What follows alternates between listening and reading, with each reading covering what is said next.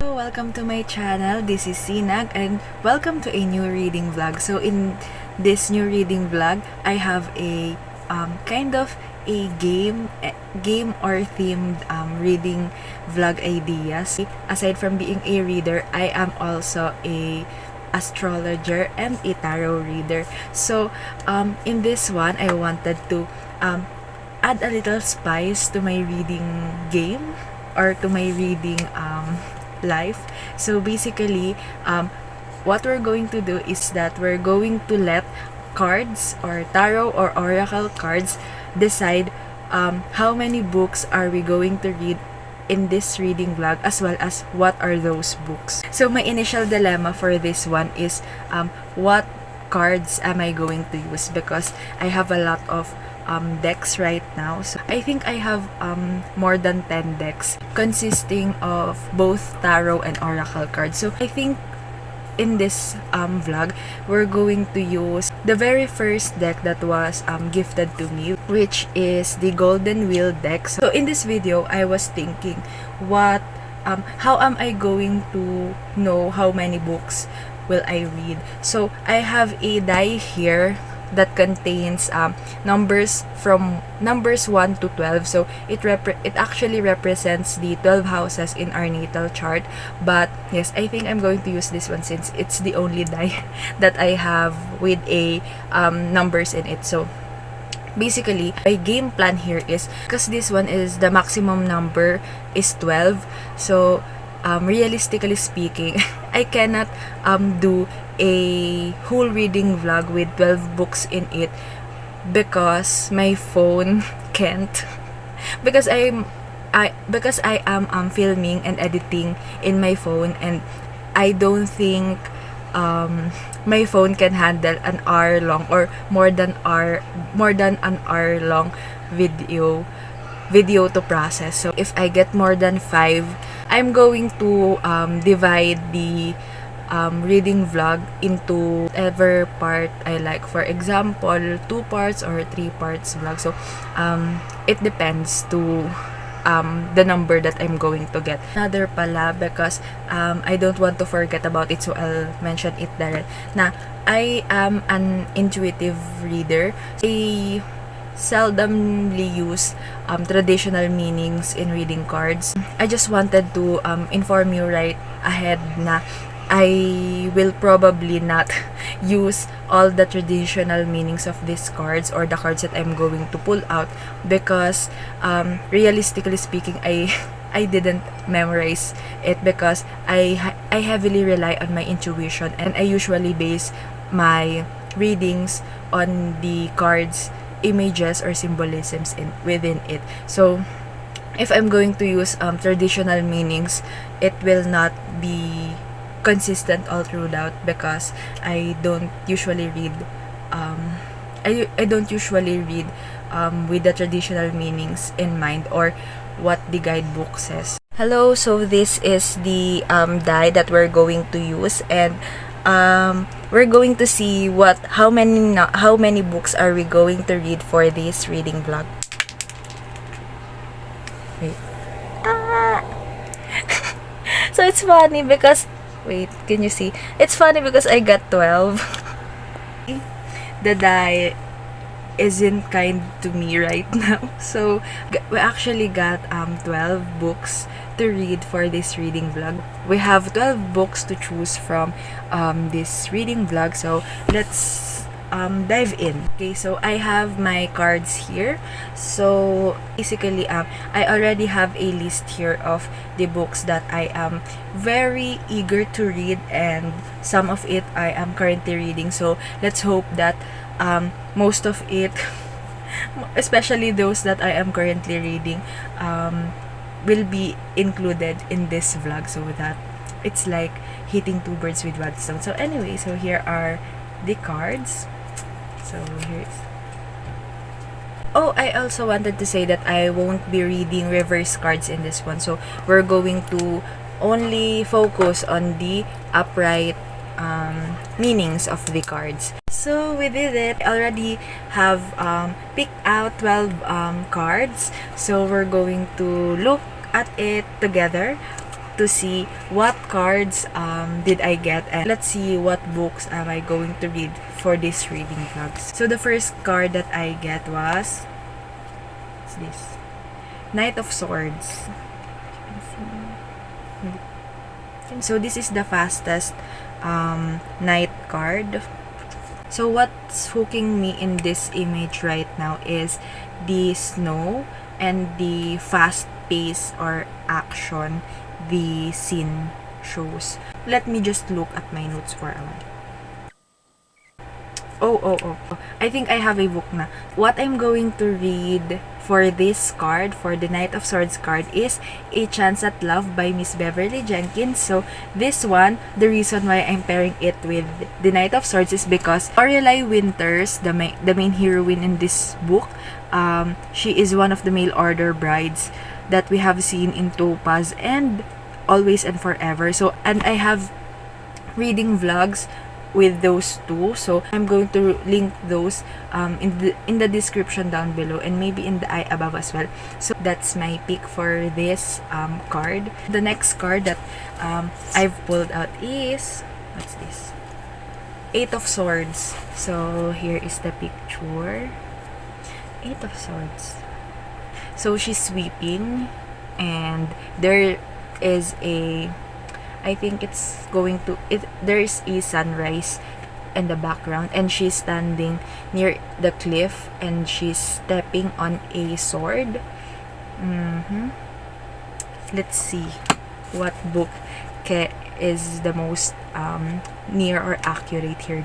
So this one is, I think, so what I'm thinking about this one is book that is heartbreaking. Yes, mostly heartbreaking books or a very wounded main characters. Oh wait, I think I have, wait, I'm going to take note of all of this. So I have a perfect book with this one. So it's also one of the books that I'm currently reading right now. So it's When She Belongs by Ruby Dixon. So basically the reason why I'm pairing that book with this card is because our main characters, both of our main characters, so Jarok and Sophie, are a wounded hero and heroine. So they have a lot of trauma and bad experiences from the past. So I think they are, and I think that book perfectly, or them as a characters perfectly fits with this card, is because as we can see, the lady in this one is weeping and she's looking down. So she's looking down at the cliff. I think our main characters, Sophie and Jarok, perfectly looks like that. I mean, figuratively looks like that because of what they have experienced from the past. They are hurt, and because I have read some parts of the book already, so still carrying the hurt, the trauma, and the baggage from what they have experienced from before.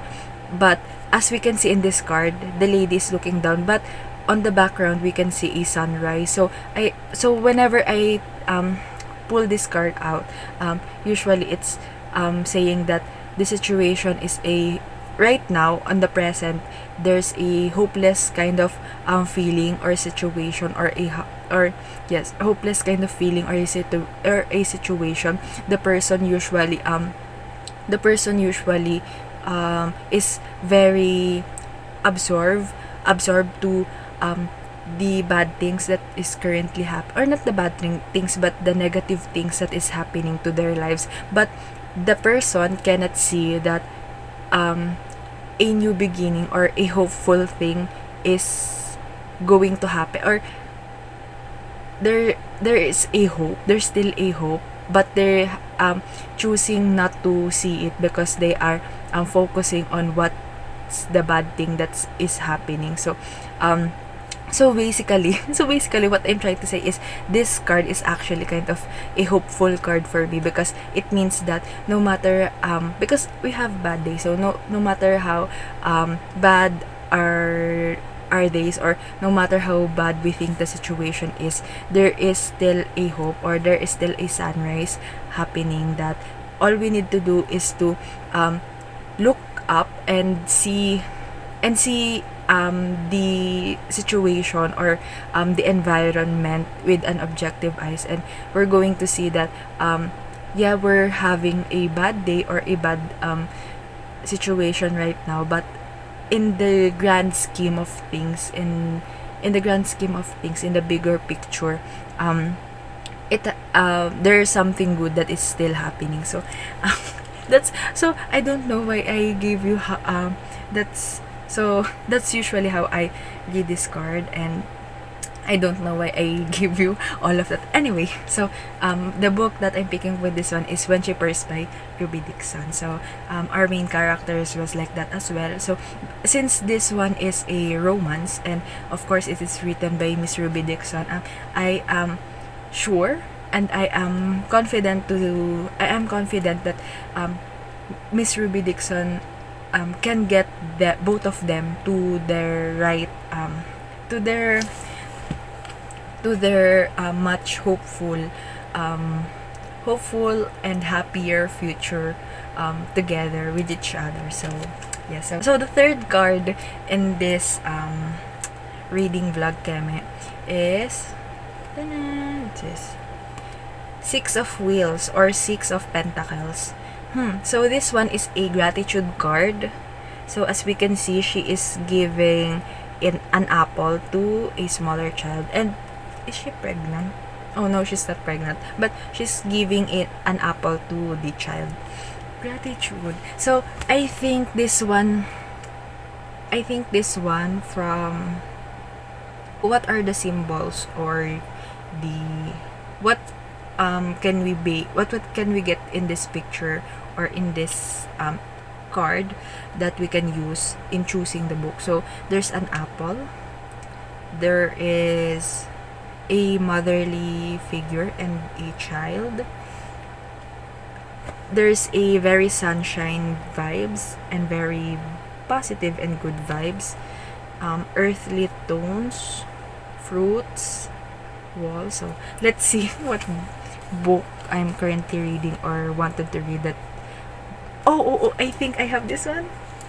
So like just what I said, there's a motherly figure and a child. So one of the books that I am planning to read for a long time but I haven't yet done so because I'm waiting for the perfect time to read it. So I think this vlog is the perfect one to put it here. So that book is Mama and the Alien Warrior. So this one, she looks like a motherly figure to me, and the book, it talks about a mother. We'll take that in this vlog. Just like I said a while ago, I got a 12 die in this one, so I got a 12 cards. So what I plan to do is to read 3 books for each vlog. So basically, we're going to have 4 reading vlogs in this 4-part reading vlog. I'm not going to show you the rest of the cards and the books that I'm going to pick with that cards in this video because I wanted us to focus first on these 3 so that we're not going to feel overwhelmed. But I'm still going to film the reveal of each cards and the books that I chose to read tonight right now. It's just that I'm not going to add those clips in this reading vlog so that you can you can have something to look forward on the next reading vlogs to come. So you'll see in the subsequent reading vlogs what cards did I get and what are the books that I picked for that card and for that reading vlog. So that's it for the intro, I guess, and that's all for me for this clip. Let's now go to the reading vlog. Hi! So, basically, I finished reading A Chance at Love by Beverly Jenkins, and I don't know what's happening, but I'm kind of not impressed by Miss Bev's male characters ever since Always and Forever, and I'm so scared na right now because I still have a lot of Miss Beverly Jenkins books to read, and to be very honest with you, I'm kind of getting scared not to read the other books from her, especially the newer releases, because if all of the men in her books acted like what's his name acted like Jackson Blake from Always and Forever, and Jake in this book, A Chance at Love, then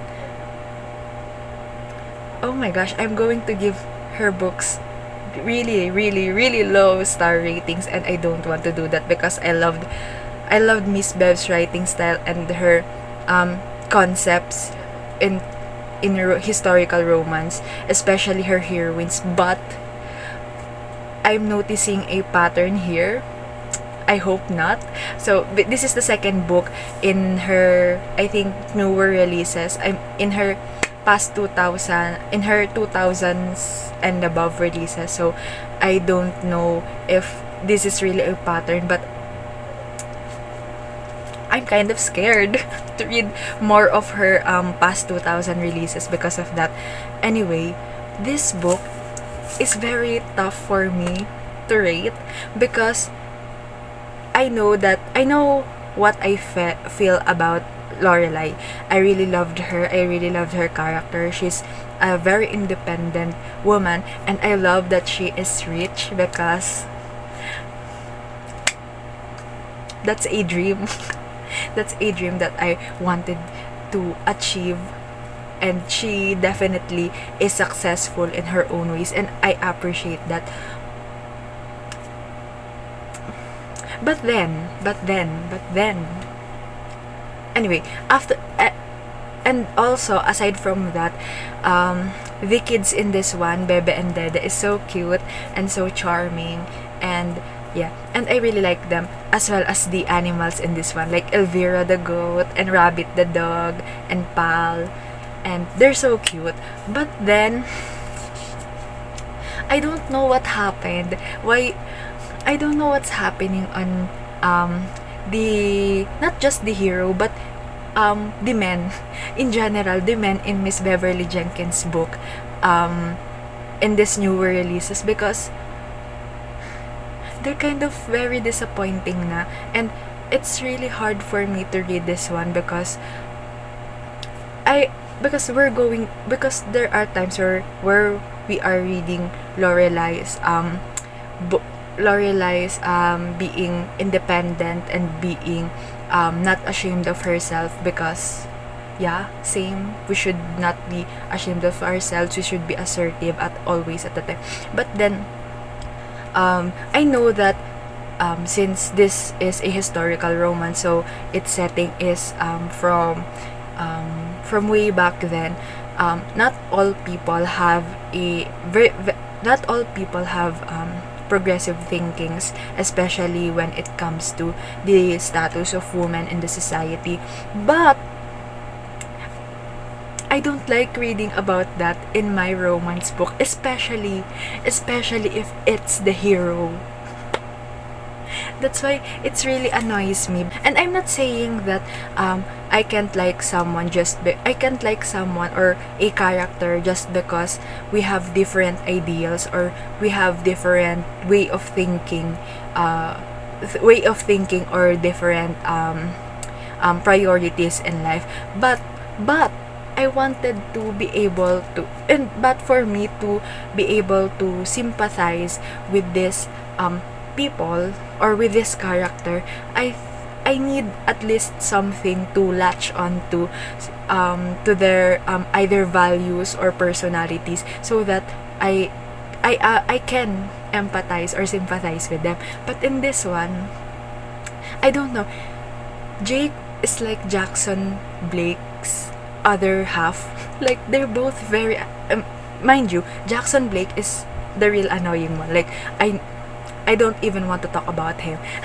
If you wanted to know my thoughts about him, please go check the eye above or the description down below for my kind of a messy rant reading vlog about Always and Forever, specifically about him, because he's the one that I don't like in that book. Anyway, we're not talking about Jackson Blake here, so I need to calm down. Anyway, so Jake, he's so annoying to me because I don't like his personality, to say, and he's so prideful, and it's not even, here's the thing, I hate men in this book. I hate men. I don't want to see, every time there's someone who's a man going in the pages, or we're reading something related to a man, or a man's name was mentioned in here, I'm annoyed. I get annoyed because all of the men in this book that was shown and was somehow fleshed out, or has more than one scenes in this book, really annoyed the shit out of me. And I hate it. Oh my gosh, I'm getting heated. Anyway, they're really annoying because, and I was not able to update you during the 50% mark because I already have a feeling that this book is another disappointing one to read. And I don't know. Is it because I don't know. I don't know why they are like this one. I'm thinking, is it because Always and Forever and this one, A Chance at Love, was written because of fans requesting it? Because as far as I know, based from the author notes of Miss Beverly Jenkins, Topaz is her first book in this kind of companion books. So Topaz, and then fans requested for her to write about Jackson Blake and Grace, which is the main side characters in that book. And then we got Jackson and Blake's story in Always and Forever, and the side character in this one naman is Lorelai Winters. So fans also ask for Lorelai's story, which is I appreciate a lot because I also love the character of Lorelai as well as Grace. But the thing is, the heroes in this fan requested storylines or stories, I don't know what to say, or I don't know if this is even a legit theory or what, or if it's because it's a newer releases and Miss Beverly Jenkins writing style in terms of the hero characters was slowly changing from her previous books. But nonetheless, I don't know. That's my conclusion. This one, I don't know. But what I know is I don't like the hero in this book, and it sucks because I really love Lorelai and her independence and assertiveness. But I don't know. Right now, I actually don't know how to rate this one, because this one is definitely not a 4 or 5 star read for me, because it isn't. And it hurts. It hurts my brain whenever I think of giving this one 3 stars, because I think 3 stars is very generous, because I hated this anyway. But I don't want to give it 2 stars because I like Lorelai. But I also like Grace in the Always and Forever, and I gave it 2 stars. I don't know. I'm going to think about it a lot, and I'm going to just put my final rating in here near the book, so that you'll know what's my final rating of this book after I wrote my Goodreads review for it. So I don't know. Right now, I'm kind of drained. I kind of don't want to read Miss Beverly Jenkins' book immediately. Like, I'm still going to finish all of her historical romance books because I loved her writing style and I loved her concepts and ideas and her heroines especially.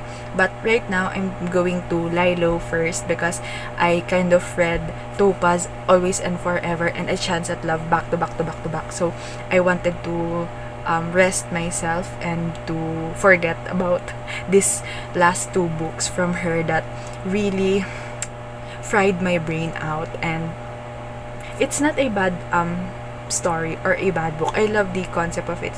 It's just like the hero, and as someone who likes to read about heroes who really love the heroine, who really worships the ground she walks on.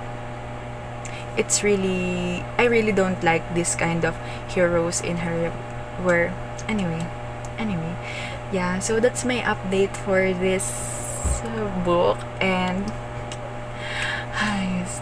nonetheless, I'm actually looking forward to the next two books that I'm going to read in this reading vlog because I know that at least one of the two, specifically When She Belongs by Miss Ruby Dixon, I know that's already a high star rating for me because so far I'm in the 80% mark, I think, or 70% mark in that book, and obviously I'm loving it. And yeah, so at least this one was already done and I can just move it out of the way and never think about it after this one. So I'm going to focus on much more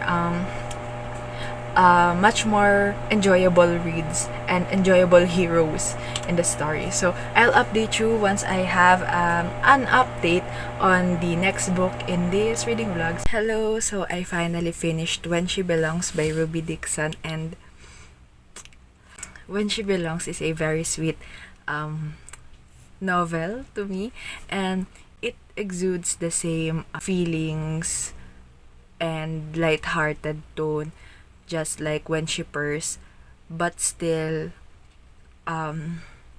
while still tackling harder subjects. And I really appreciated that this book, When She Belongs, can actually be applied to both of them because the premise of this book, Sophie is a human woman who just recently escaped 9 years of slavery, and Jerok is a Masaka who was physically torn, not just physically but also mentally torn because of the war that happened and the war that they lose back then. And basically both of our main characters are emotionally and internally damaged, and they kind of they have a lot of trust issues and fear, especially when it comes to interacting with other beings and trusting other beings other than themselves. And so it's really sweet seeing both of them conquering their fears and taking over their life again, and trusting each other in the process. This one I really like that it's long because we really was able to see the development of the relationship, and not just the relationship but of themselves as an individual. So I really appreciated that because in reality we really can't function well as a part of a partnership or a community without working with ourselves first, especially if it is internalized and had a very huge impact to our personalities, attitudes, and life. So this one, I really like it. It's not it's not a favorite level, just like when she Purrs, but it's really another 5-star read for me. This book feels like a very important book to read, especially because it connects 3 different series, and it feels like a checkpoint. So this one contains a lot of huge huge plot points, or huge future plot points for the Risdaverse series, the Corsairs brother series, and we also get to see the our crew from the Jabberwock from the Corsairs, the original Corsair series. So it's really interesting because this one feels like it is tied to all of those 3 series. So I really liked that. And another thing, it does not it isn't about the story, but the author's note of Ruby Dixon. I just wanted to say that Ruby Dixon's author's notes are my favorite author's notes to read, because it's really fun to know her writing process, what she's thinking during the planning stage or during the actual writing stage, and as well as her future plans towards the series and to the connecting series to this book. So it's really interesting, and I love to know that we're going to see more from this universe, because and another reason why I like Ruby Dixon is because she her writing style, or how she introduces characters or side characters in the books, it's very deliberate, and it is open for future stories, like for example JMF, and then the dancing lady and the cantina. And I really appreciate how she she can weave all of these stories together, and she even have and she basically can do anything at this point. And I really like that, because it means that we have a lot more to expect or to read from Miss Ruby Dixon. And for me personally, that's very satisfying, because she's my all-time favorite author, and that means I still have a lot of books to read from her, and while also rereading her books. Anyway, this one is a very this one really lifts my spirits up after reading A Chance at Love, which is a very disappointing read. This one really made me feel happy, and Ruby Dixon can do no wrong at this point, and I love it. And so I can't wait to read the next book in this series. So I hope that before she releases Darkfire, or at least before she releases the new or the prequel series to the Ice Planet Barbarians, then I hope that I already read almost all of her backlist books and front list as well. And I just wanted to mention as well that I really love the epilogue in this one. It didn't involve kids or having babies, but it involves pets. And as a cat mom, I really appreciate that, because the Carino in this one, the her pet, Sophie's pet, is described as a cat, but in my mind, I'm picturing Sleipnir the Carino as a crocodile like creature with 8 legs, and just acts like a cat, but does not physically resembles a cat. Anyway, he's cute, so I love that. And I really appreciate it as well, because I have 2 cats right now. And the other one is also the first one, may panganay is a male, and then the second one is she's a kitten when we get her. So yeah, so they perfectly depicts the situation of Sleipnir and Freya, the new Carino. Anyway, so aside from that, I also like that we get to see Betaya more because she's a very interesting character for me, and I really like that Ruby Dixon has a plan for her someday. Like she has a plan to write about her, and so I just the mind of Ruby Dixon. It's really I'm really grateful for being a Ruby Dixon reader, and I'm really thankful for discovering her because I found my all-time favorite series and my all-time favorite author. And yes, so I would like to thank Mina from Mina Reads for that, because she's the one who her video regarding Ice Planet Barbarians and Barbarian Alien is the one that encourages me to start this series in the series in the first place.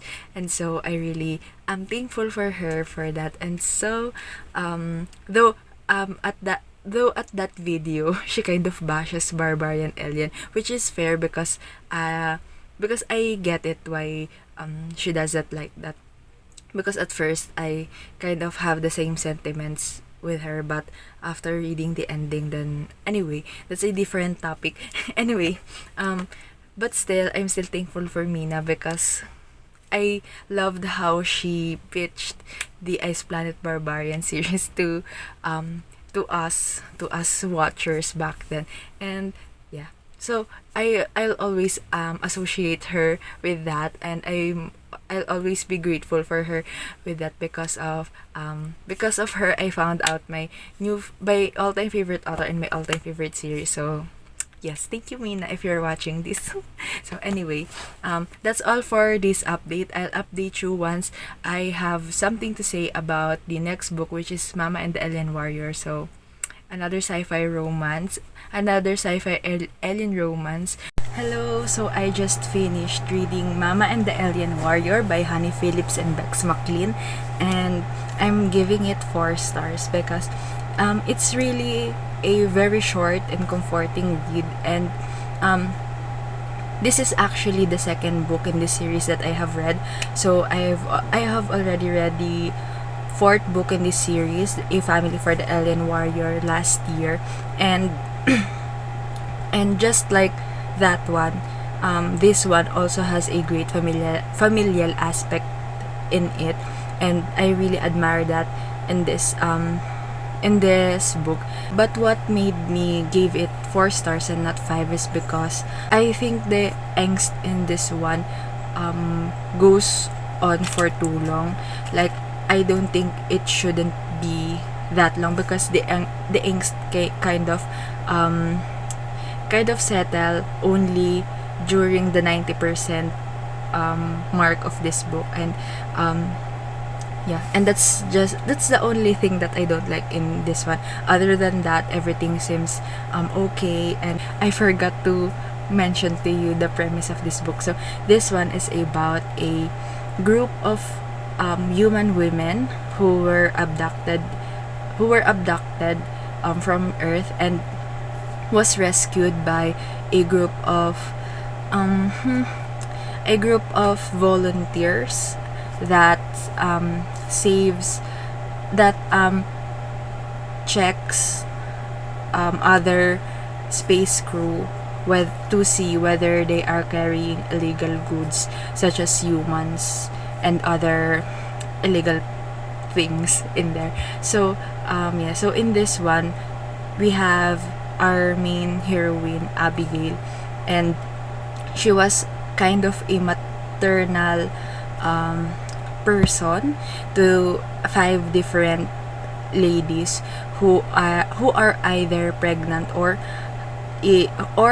just had a baby. So basically, so here's the thing that also I find it very confusing is that we have a lot of side characters in this one, and basically we had a lot of names because we have our because we have our main characters, so our hero and heroine, and then on our heroine side we have the 5 other ladies that was abducted alongside her, and we also have, because 3 of those already has a baby, so we have 3 babies, and then I forgot to say that heroine Abigail also has also has her daughter with her, so that's 5, 6, 7, 8, 9. So that's 10 humans already, and then during the abduction thing, another 2 babies were also 2 human babies were also abducted, so 10, 11, so that's 12, and then we also have another baby which is a sire baby, so that's 13, and then we also get to know the commander of the original abductors, and it's Commander Kaen, and then the one who's helping them, the part of the crew that abducted them but is actually the one helping them or being kind to them, so he's another one, so that's 15, and then other than that we have the hero, so 16, and then we also get to know the navigator, or we get to know Inzen, I forgot what's his role in the, and then we get to know the other one who is an engineer, and then we get to know the other mates of the other human female, so we have we have, I forgot their name, but we have seen 3 human women having mates, so 1, 2, 3, so 15, so we have 21 characters already who has a name and who have presence in this book, and presence I mean they're important kinda in this book because they constantly got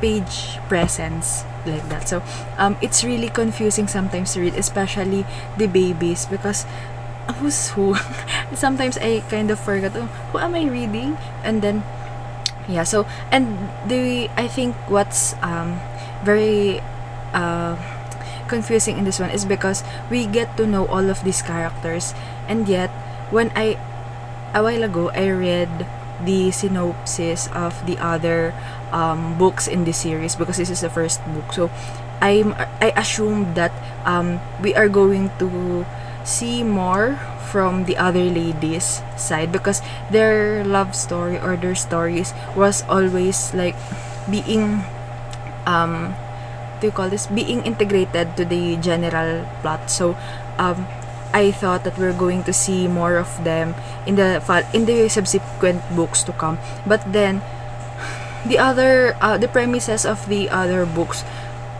showed different characters, like they have different character names and different situations, so that's why I felt overwhelmed with this book, because I think that the main story in this one was not really the main focus of this book. It feels like it's a collection, it feels like the book is telling a story, an overall or general story about these people, and then about these people, instead of telling the story of Abigail and I forgot her her hero in this one, but instead of them, so I felt like they should have had a lot more spotlight, because this is their book, but yeah, so and it's really disappointing because the other characters, the side characters, was well fleshed out on their own ways, and I think they have great personalities that can start or can or is a very good they have a great personality for following books or other books to come from the series, but yeah, so sadly their story ends in this one, and it feels incomplete to me because of that, because we only get to see the end of our main character's story and just a passing statements for the other characters, which we learn to love and follow.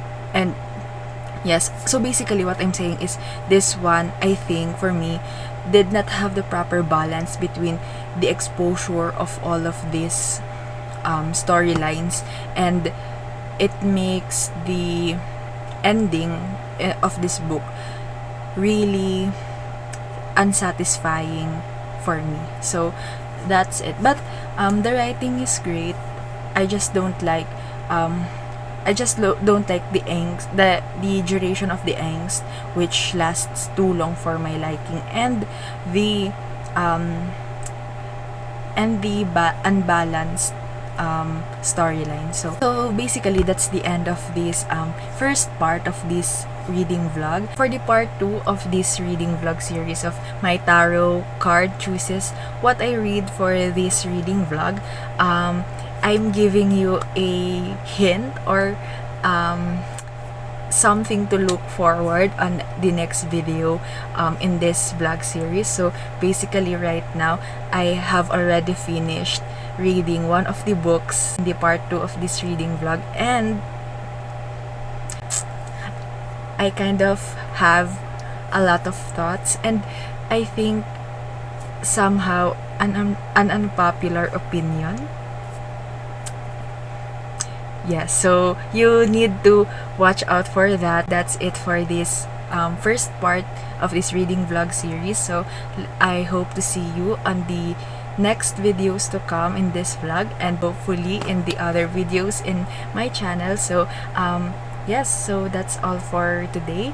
I post every Monday and Tuesday, and yeah, if you like this video, please don't forget to click the like button, and if you want to see more from me in the future, you can subscribe to my channel and also click the notification bell down below. So, and let's see each other on the part 2 of this tarot card choices, what I read for this reading vlog. So that's all for today. Bye bye.